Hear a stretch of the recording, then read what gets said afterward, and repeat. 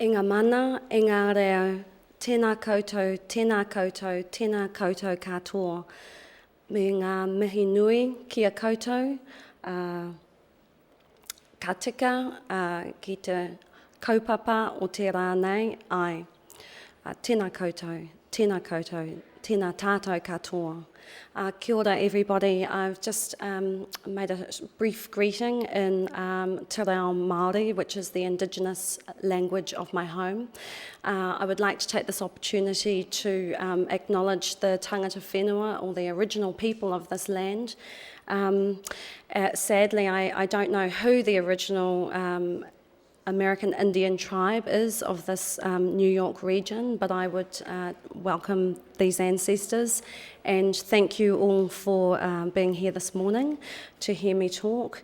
And this talk and this exhibition is made possible by the Elizabeth Sackler Centre, and I'd like to thank the staff and volunteers who've been doing a marvellous job in looking after a group of women. I call it the estrogen rising team, so thank you very much. I'd like to start this presentation with the image of Mahawika, which is in this particular exhibition, Global Feminisms, and we've been asked to give a context to our work, and I would like to talk about what this work is about in terms of an architectural sense. Within this exhibition, Mahawika looks like a portrait, but in fact it's my replication of representing an ancestor.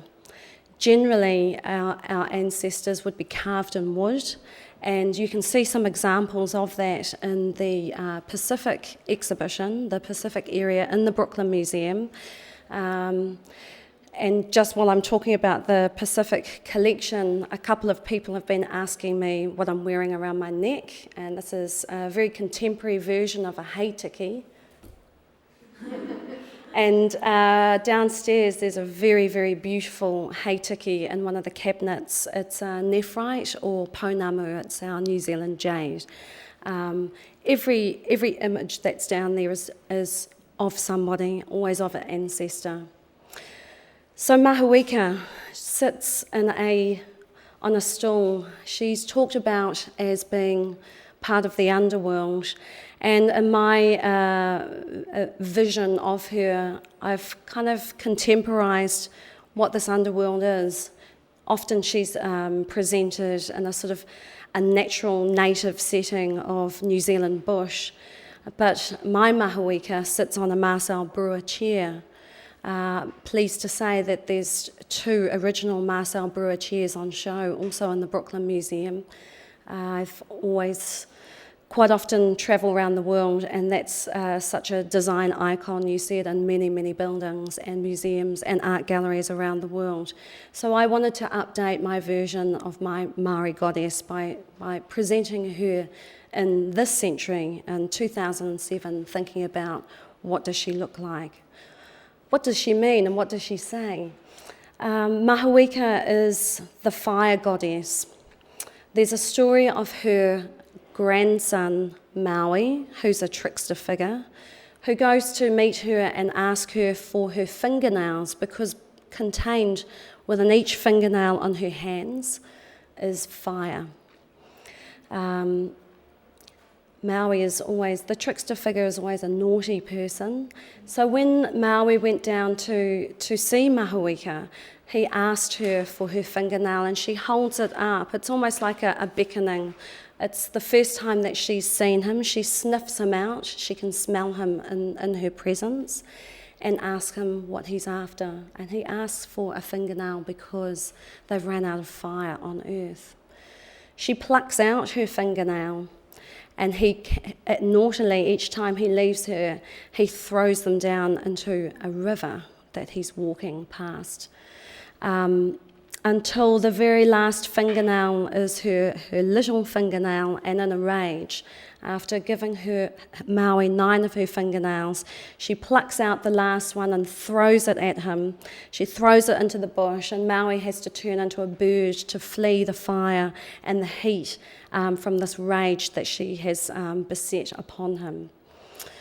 One of the stories behind this myth of mahuika and Maui is there's the mahoi tree. It's the one tree in New Zealand that you can rub together, and through that you can make sparks and create fire. I'd like to acknowledge Fiona Foley, who's sitting in the audience now, and just in terms of setting up a difference, people can never quite tell the difference between New Zealanders and Australians with their accents and the place, and they are very, very different spaces. For instance, my knowledge is Aboriginal people, they create fire by rubbing downwards, whereas with Maori, we build a canal and kind of rub very, very fast to create these sparks. So fire is really important because it brings warmth, it feeds us, and we need it for the community. So communities are very, very important. Very, very important in New Zealand. And mahuika is just one ancestor in a suite of works called digital marae.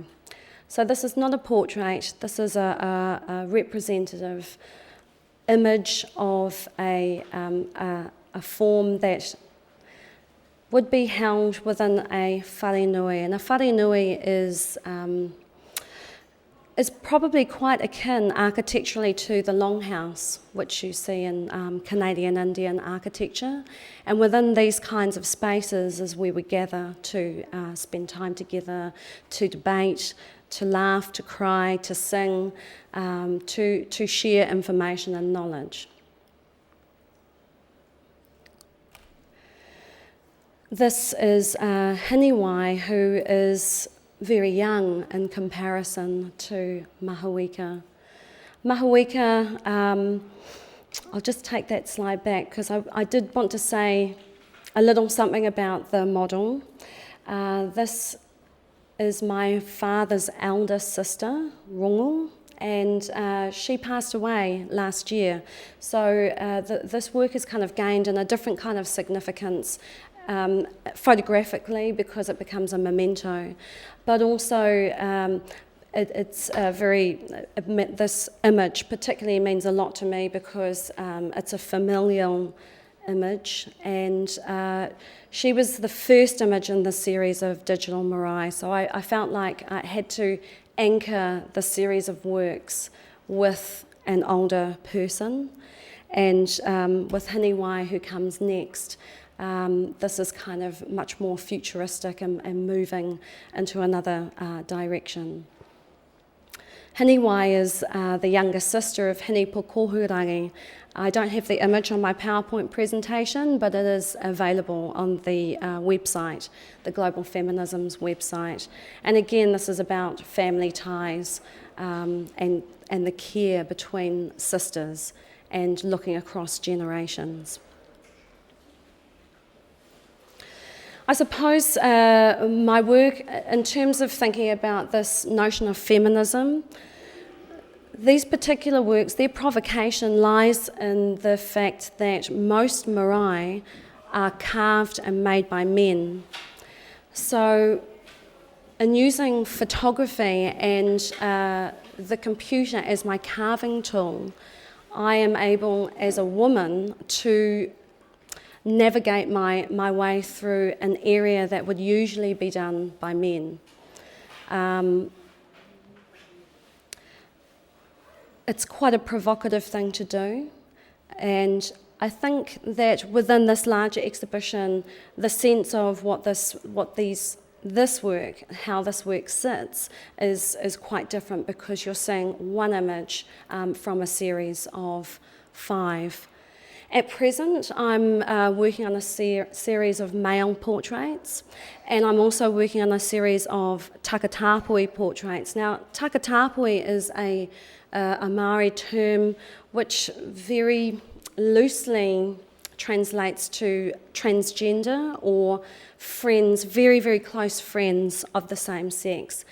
It has quite a different sense how we might understand it in a Western terminology, but for me, in my marae, in my place, for my community, it's really important that it's inclusive and that all people feel welcome and there's a place for everybody inside the house. So basically what these photographs are a series of building blocks, and in the year 2020, I'm slowly creating the various architectural forms to put these together.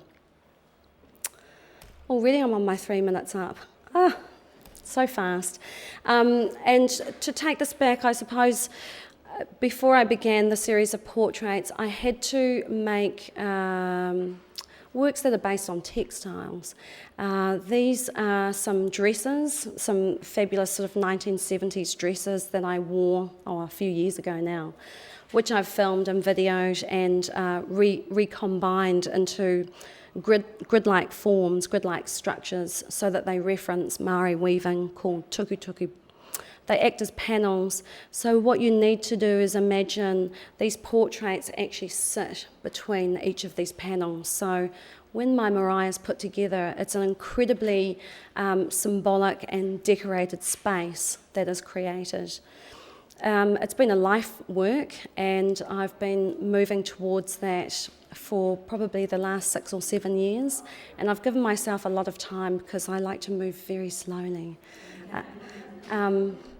And I also feel it's important not to just put lots and lots of work out in the world. For myself, I like that each work has a reason for being. I think there's a lot of stuff in the world, and what I want to put in there I feel very strong about, that it's worthy to be seen. I'm just going to quickly, because I've run out of time, show you a work called The Colour of Sin, and I'm just showing this because my mother was a hairdresser in Hillsborough many, many years ago, and I had wanted to make this work for a very long time. I do a lot of installation, and I work with film and video and sound, and this is an opening where 3 of my girlfriends are sitting inside these crazy retro Ralta hairdryers, and they're really beautiful sound domes, and I have a piece of sound that you can hear what plays inside them on the website. So I invite you to look at that at some time, and I should round this up because my 15 minutes of fame was really fast. 15 minutes is not quite enough. I think Warhol meant 15 hours, perhaps, something like that. So anyway, thank you very much for listening to my talk.